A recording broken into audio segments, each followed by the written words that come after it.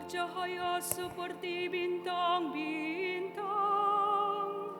Bila kamu berpegang pada firman kehidupan. Haleluya.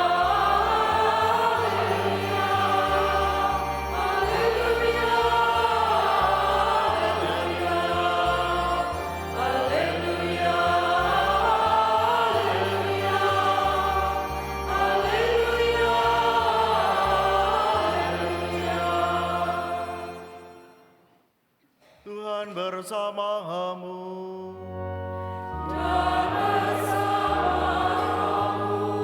Inilah Injil suci menurut Lukas.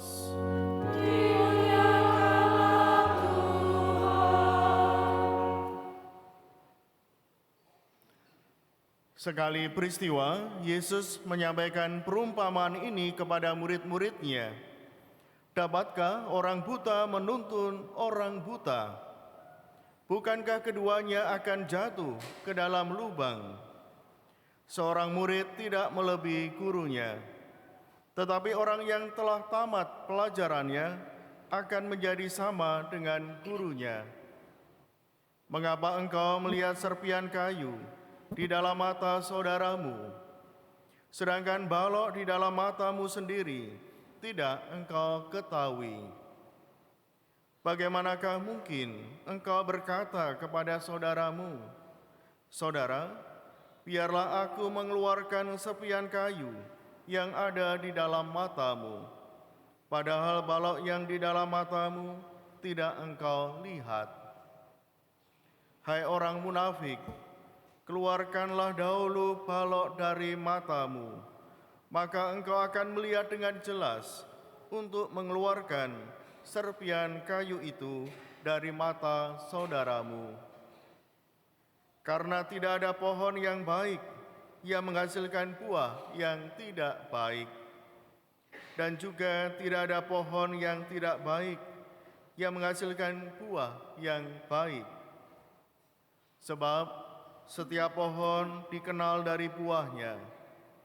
Karena dari semak duri orang tidak memetik buah ara, dan dari duri-duri orang tidak memetik buah anggur.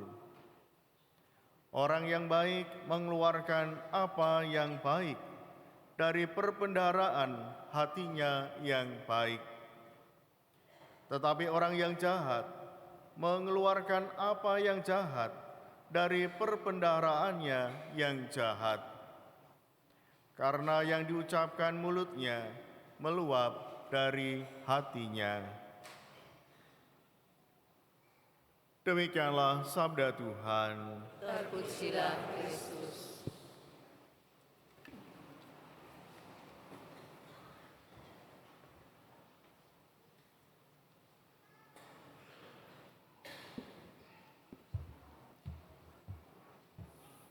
Saudara-saudariku terkasih,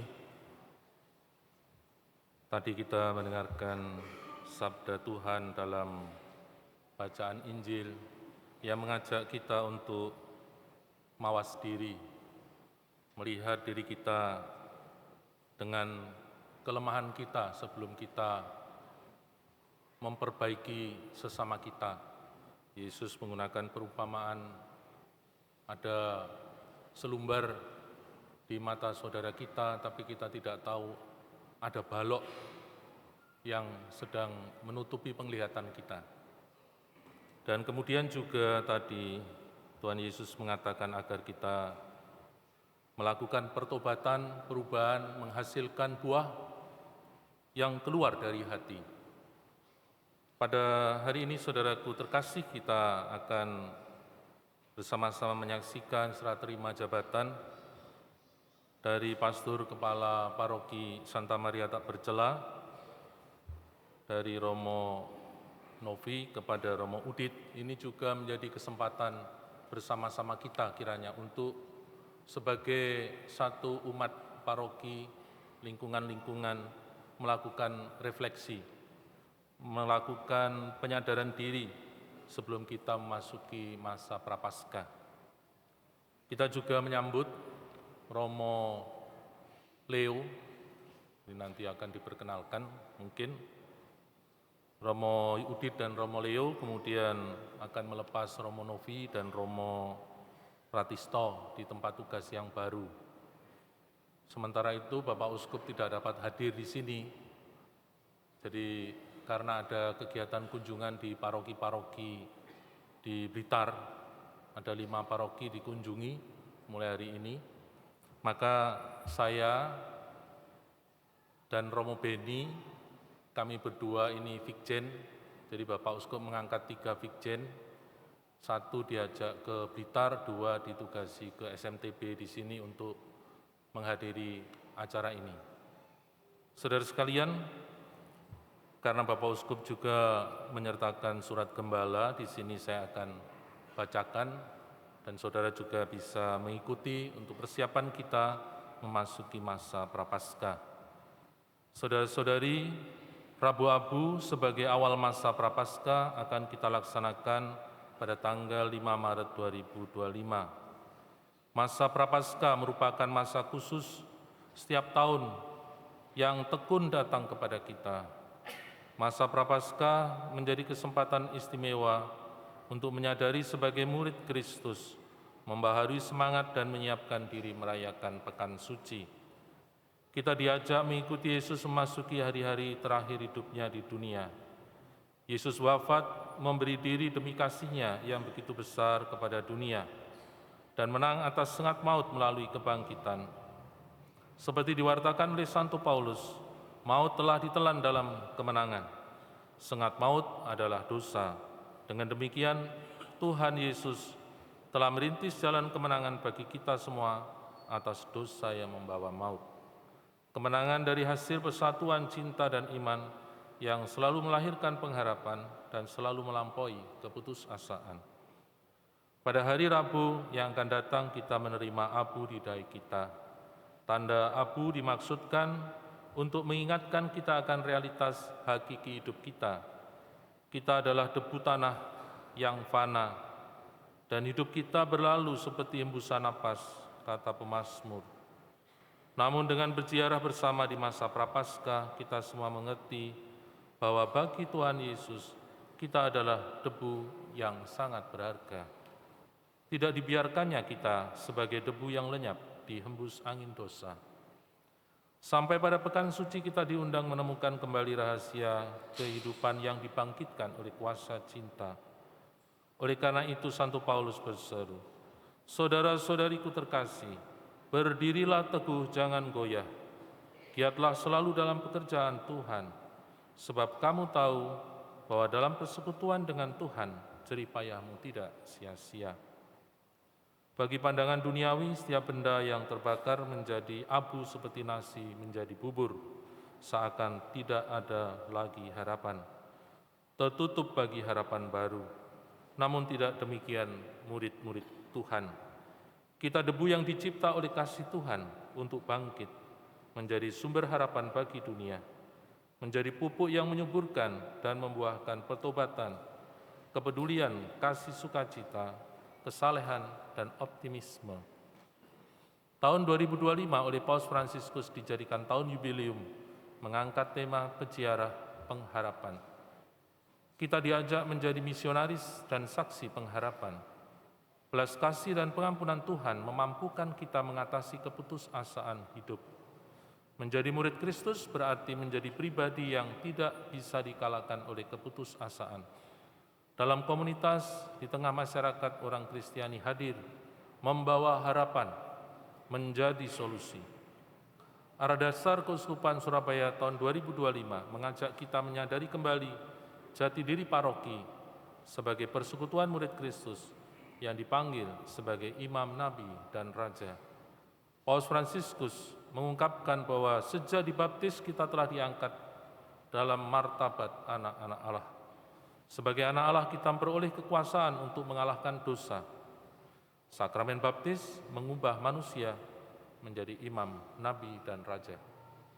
Sepanjang masa Prapaskah, Komisi Katekese menyiapkan bahan pendalaman iman sebagai peziarahan pertobatan batin yang dilaksanakan dalam 5 pertemuan umat.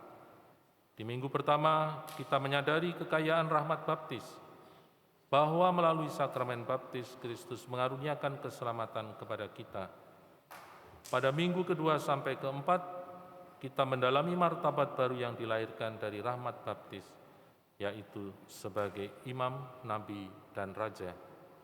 Pada minggu kelima, kita merangkum dalam tema mewujudkan Tritugas Kristus mendewasakan paroki. Saya mendorong semua umat Keuskupan Surabaya bergabung di lingkungan untuk mendalami jati diri kita sebagai buah dari sakramen baptis yang agung ini. Bagian ini saya rasa sangat bermanfaat untuk digarisbawahi, diingatkan. Datanglah ke lingkungan saudara sekalian, hubungi pengurus kalau belum terbiasa, atau teman-teman yang aktif untuk bisa ambil bagian dalam kegiatan di lingkungan. Sungguh istimewa pada hari ini, saudara-saudari umat Islam juga memulai masa puasa. Hendaklah kebersamaan ini menjadi kesempatan bagi umat Katolik membangun sikap pertobatan bersama di tengah masyarakat. Kebersamaan yang menyuburkan persaudaraan sejati bukan sekedar kegiatan yang diulang-ulang setiap tahun dan tanpa makna, melainkan kebersamaan mewujudkan kepedulian dan nilai-nilai kemanusiaan di tengah masyarakat. Saudara-saudari umat Allah terkasih, di samping melakukan pantang puasa lahiriah, hendaknya kita juga mengembangkan pantang puasa batiniah. Pantang puasa lahiriah kita laksanakan dengan cara menolak atau mengurangi makanan minuman kesukaan demi pengendalian nafsu dalam diri. Puasa dan pantang bukan sekedar diet, melainkan sarana bela rasa. Sumbangan yang disalurkan melalui amplop APB merupakan bentuk bela rasa kepada mereka yang berkekurangan, seperti orang sakit terlantar, anak-anak tak mampu membayar sekolah, orang miskin, perbaikan kerusakan alam, pemberdayaan ekonomi masyarakat, pemulihan kerusakan alam, dan aksi kemanusiaan yang lain. Adalah baik jikalau kita melakukan pantang puasa lebih dari yang dianjurkan oleh hukum gereja dalam semangat kebersamaan dengan puasa umat Islam. Puasa batiniah adalah pertobatan yang meluap dari hati. Dan ini juga menjadi judul dari surat gembala ini, pertobatan yang meluap dari hati, mengacu pada Injil Lukas bab 6 ayat 45. Paus Fransiskus dalam ensiklik Dilexit Nos menjelaskan, begitu kita mengakui dosa kita, hati kita dapat dibuka oleh karya Roh Kudus, sumber air hidup yang keluar dari dalam diri kita dan membawa air mata ke mata kita. Ini tidak berarti menangis dalam mengasihani diri sendiri seperti seringkali kita tergoda untuk lakukan. Meneteskan air mata penyesalan berarti dengan sungguh-sungguh bertobat karena mendukakan Allah dengan dosa-dosa kita. Mengakui bahwa kita selalu berhutang budi kepada Allah, sama seperti tetesan air dapat mengikis batu, demikian pula air mata sesal dapat secara perlahan melunakkan hati yang mengeras. Puasa batiniah dilakukan dengan belajar terus-menerus mengikis segala bentuk egoisme, keserakahan, kesombongan, apatisme, kekerasan hati untuk semakin mencintai dan menyediakan diri menjadi saksi kasih Tuhan. Hati yang telah dikuasai oleh kasih dan pengampunan Tuhan menjadi hati baru dan hati yang penuh roh kasih Allah. Hati macam ini akan melahirkan sikap rendah hati, penuh belas kasih dan peduli terhadap sesama. Kita saat ini cenderung terjebak pada rutinitas. Demikian juga puasa menjadi rutinitas belaka. Puasa lahiriah tanpa disertai puasa batiniah menjadi sekedar rutinitas tahunan yang tidak memberi makna pada diri kita. Puasa batiniah yang mengubah puasa lahiriah menjadi pertobatan yang lahir dari hati. Marilah kita membuka hati memasuki masa prapaskah sebagai peziarah harapan dan pelaku kasih bagi sesama dan alam sekitar, sebagaimana Kristus telah mengasihi kita. Selamat berpantang dan berpuasa, berkat dalam Surabaya, Agustinus Tribudi Utomo, Uskup Surabaya. Para saudara sekalian, juga ada ketentuan dari keuskupan tentang pantang dan puasa. Hari puasa tahun 2025 dilangsungkan pada hari Rabu Abu 5 Maret 2025, hari Jumat Sengsara dan Wafat Tuhan atau Jumat Agung tanggal 18 April 2025. Hari Pantang dilangsungkan pada hari Rabu Abu dan 7 Jumat selama masa Prapaskah sampai dengan Jumat Sengsara dan Wafat Tuhan. Yang wajib berpuasa ialah semua orang Katolik berumur 18 tahun sampai awal tahun ke-60. Sedangkan yang wajib berpantang ialah semua orang Katolik yang berumur genap 14 tahun ke atas. Puasa dalam arti yuridis berarti makan kenyang hanya 1 kali sehari. Pantang dalam arti yuridis berarti tidak makan daging atau makanan lain yang disukai dan tidak merokok. Berhubung peraturan puasa dan pantang cukup ringan, maka sebaiknya agar secara pribadi atau bersama-sama dalam keluarga, biara, pastoran, lingkungan, seminari, menyepakati cara puasa dan pantang yang dirasa lebih sesuai dengan semangat tobat dan mati raga yang mau dinyatakan. Hendaknya diusahakan agar setiap orang beriman Kristiani, baik secara pribadi maupun bersama, mengusahakan pembaharuan hidup rohani, misalnya dengan rekoleksi, retret, latihan rohani, tekun dalam ibadah jalan salib, meditasi, pengakuan dosa, adorasi, dan tekun mendalami materi APP. Salah satu ungkapan tobat ialah aksi puasa pembangunan yang diharapkan mempunyai nilai pembaharuan pribadi dan solidaritas di tingkat lingkungan paroki, keuskupan, dan nasional. Hendaknya di setiap paroki berdasar masukan dari lingkungan mengadakan kegiatan sosial yang konkret, membantu masyarakat, misalnya donor darah, pasar murah, dan lain-lain. Hasil pengumpulan dana selama masa Prapaskah diserahkan kepada Panitia Aksi Puasa Pembangunan Keuskupan paling lambat tanggal 15 Mei 2025. Demikian saudara sekalian, suatu ajakan dari Bapak Uskup untuk kita semua mempersiapkan diri untuk memasuki masa Prapaskah pertama-tama dengan petobatan yang keluar, meluap dari hati. Maka mari sekarang juga para saudaraku menyadari pentingnya petobatan itu, kita bersama-sama memulai dengan menyatakan iman kita. Saya ajak seluruh umat untuk berdiri.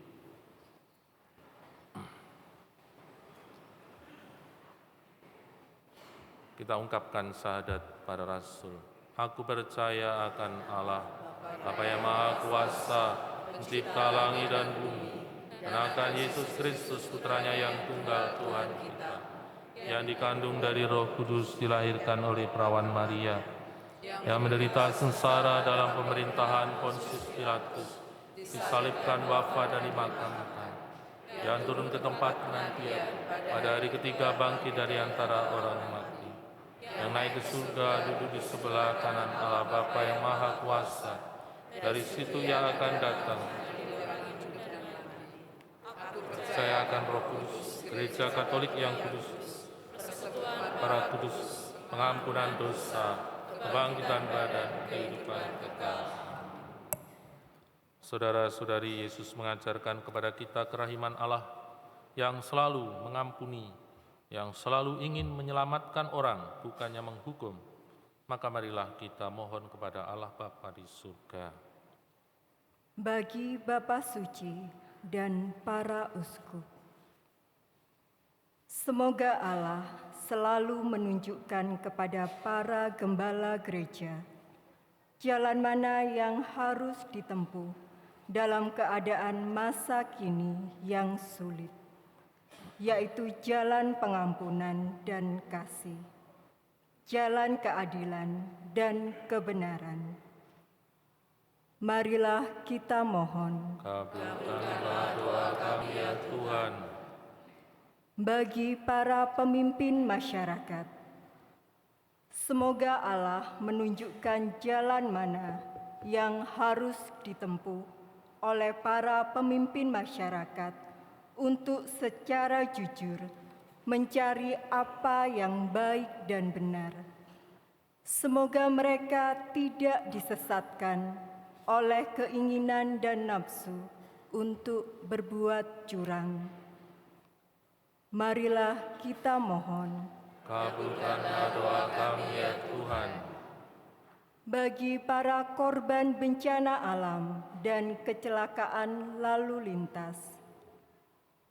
Semoga Allah menunjukkan jalan yang harus ditempuh oleh mereka yang mengalami penderitaan karena bencana alam dan kecelakaan lalu lintas. Semoga mereka mampu memaknai penderitaannya dan merasakan uluran kasih-Nya melalui pihak-pihak yang membantu mereka. Marilah kita mohon Kabulkanlah doa kami. bagi kita semua